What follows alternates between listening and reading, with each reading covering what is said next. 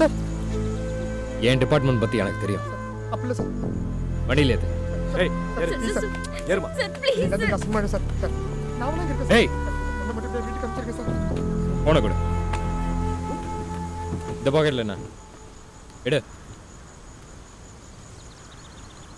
எல்லாரும் ஃபோனையும் வாங்க.